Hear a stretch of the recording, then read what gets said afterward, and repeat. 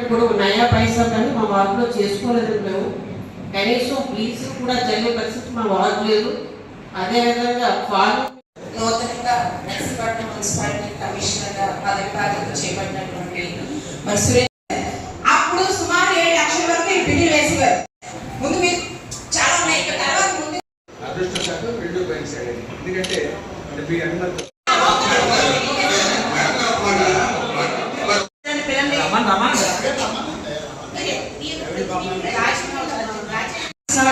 తర్వాత దీనిపైన ఈ డబ్బుకు మీరు లెక్కలు అడిగిన నెలకి అవినీతి పాలవుతుందండి. మీరు వచ్చిన మీ ఆయాంలోనైనా సరే ఈ 2 లక్షలు ఇప్పుడు దీనికి బాధ్యత ఎవరు వహిస్తారు? నా ప్రశ్నని అందరికీ తెలియపరచడం ఒక కౌన్సిలర్గా ఎవరికి తెలుగుదేశం పార్టీ కూడా ఆరోగ్యమైనటువంటి ప్రతి ఒక్కరికి కూడా ప్యాక్స్ ఇవ్వాలి. ఇప్పుడు మీరు 10 మెంబర్స్ ఇచ్చారు కదా, వారిని ఇక్కడ మేము కూడా ఎంక్వైరీ చేయని చెప్పి స్పీకర్ గారు కోరుతున్నాం. అలాగే ఎంక్వైరీలో ఏమైనా తేడా మీరు ఒక మాట ఉన్నారు ఎస్సీ మహిళ అనేసి, అది తప్పండి. భగవంతుడు అందరూ పుట్టగా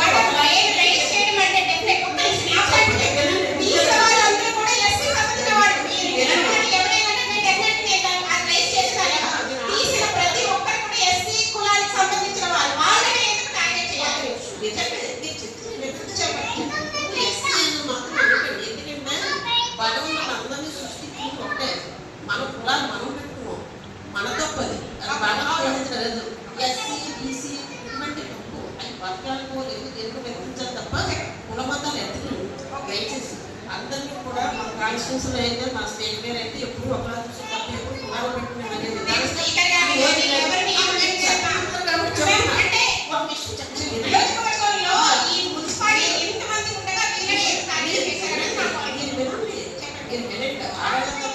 ఉంటే తప్పనిసరిగా నేను బాధ్యత తీసుకుని చూపిస్తాను. నాకు ఏంటన్నది విషయం అయితే తెలియదు.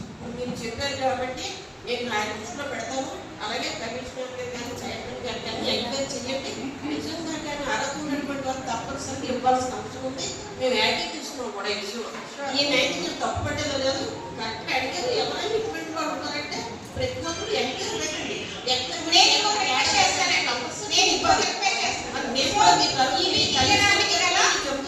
మా పార్టీ తరఫున అందరూ కూడా చెప్తారు.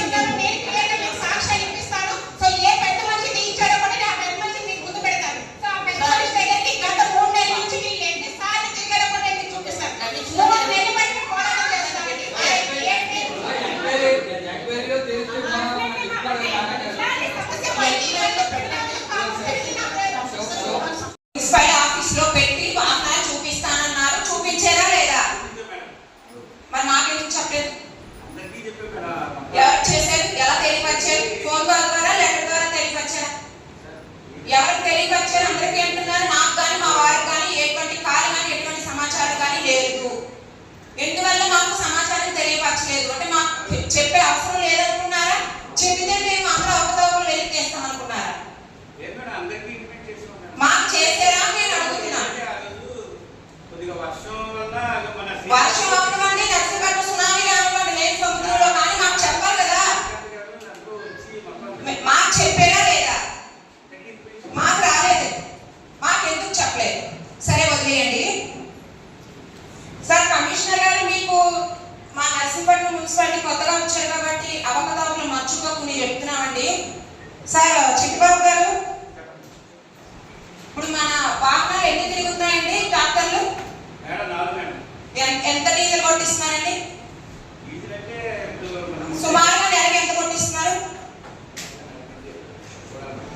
అంటే మీరు సంవత్సరం పైగా వచ్చి సార్ చూడాలి లెక్క చెప్పగలరు. మీరు వచ్చి సార్ ఒక నిమిషం, మీరు వచ్చి సంవత్సరం అయ్యింది. సుమారు అటు ఇటు చెప్పేయచ్చు. నెలకు 30 లీటర్లా 150 లీటర్లా చెప్పేయచ్చు. చిన్నపిల్లలు స్కూల్లో మేడం ఎంతసేపు చెప్తుంది క్లాస్ అని చెప్తారు. అంటే మీరు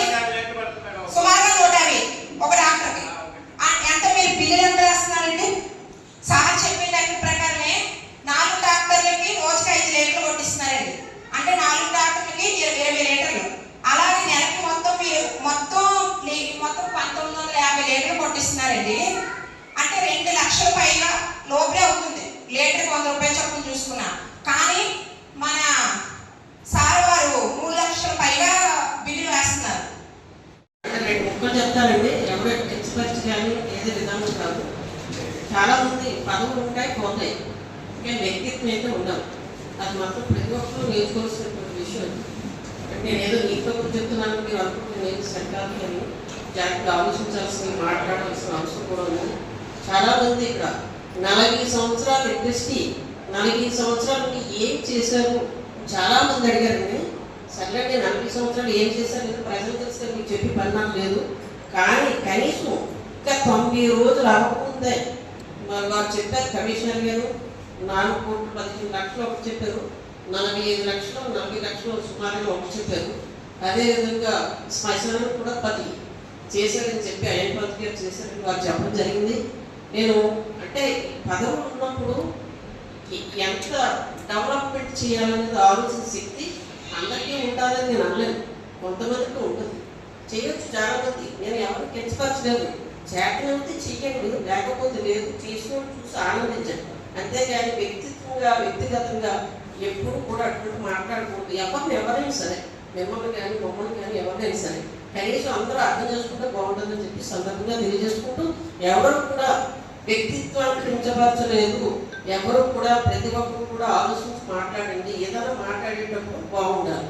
ఇక్కడే నేను అవమానం పడ్డాను. 40 సంవత్సరాలు ఏం చేశారు అయ్యప్ప, 40 సంవత్సరాలు ఏం చేశారో నాకు తెలుసు, ప్రజలు తెలుసు. కానీ కమిషనర్ గారు కూడా ఉన్నారు, ఆ టైంలో ఇది చేశారు అది చేశారని కూడా చెప్పారు. ఇప్పుడు ఆయన ఆ రోజుల్లో ఉన్నారు కాబట్టి ఆయన చెప్పుకుంటారు. ఏం చేశారో గుర్తించండి కనీసం, దయచేసి అందరూ ఆలోచించాల్సిన విషయం. Thank you.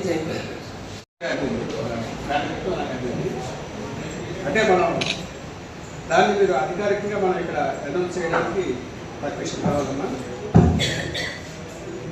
శ్మశానాలు యాక్చువల్గా 17 గ్రౌండ్స్ అనేవి నర్సీపట్నంపై ఎక్స్క్లూజివ్ రేస్ ఉంది.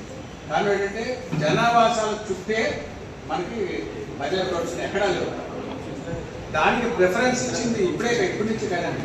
ఇంతకుముందు నేను పనిచేసేటప్పుడు అప్పుడు మినిస్టర్ గారు, మన స్టేట్ ట్రస్ట్ స్పీకర్ గారు, మినిస్టర్ గారు, అప్పుడు శ్మశానాల మీద దృష్టి పెట్టింది కేవలం వారే. చెప్పట్లేదు. కారణం ఏంటంటే ఆ రోజు మన ఫైర్ ఆఫీస్ దగ్గర ఉన్నటువంటి బయలు గ్రౌండ్ ఈ రోజు అక్కడ షెడ్ కానీ తర్వాత పట్టుబట్టి జల్లు స్నానం ఏర్పాటు చేయడం 4 రోజులు ఆయన చేయించారు.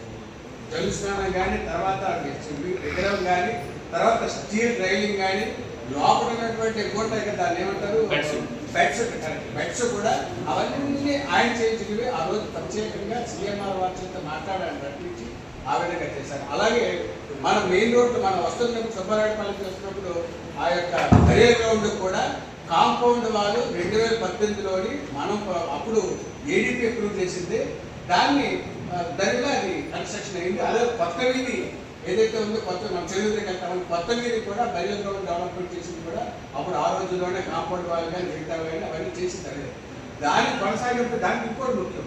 ఆ రోజుల్లో సీఎంఆర్తో మాట్లాడారు, ప్రత్యేకంగా రప్పించి అంతర్యాత్ర వాళ్ళని కూడా రప్పించింది కూడా ఆయన. దురదృష్టవశాత్తు ఇప్పుడు అది ఎక్కడుందో కూడా నేను తెలియదు. దాన్ని అంతర్యాత్ర వాళ్ళని అది ఏ విధంగా మనం అంటే అక్కడ పని జరిగిందని మనం చెప్పాలని ఉద్దేశంతో చెప్తున్నాం తప్పించి వేరే ఉద్దేశం కాదు. అది దాని కొనసాగింపుగా మరి ఆయన ఆలోచన ఏంటో ఎక్కడి నుంచి వచ్చినా తెలియదు. కానీ 10 గవర్నమెంట్ కూడా డబ్బులకి కూడా మనకి ఇబ్బంది ఉంటుంది. దాని వర్క్స్ కూడా మనం ప్రపోజ్ చేస్తాం. రాబోయే భవిష్యత్తులో అది కౌన్సిల్ నుంచి కూడా అధికారికంగా తీసుకురావడం జరుగుతుంది.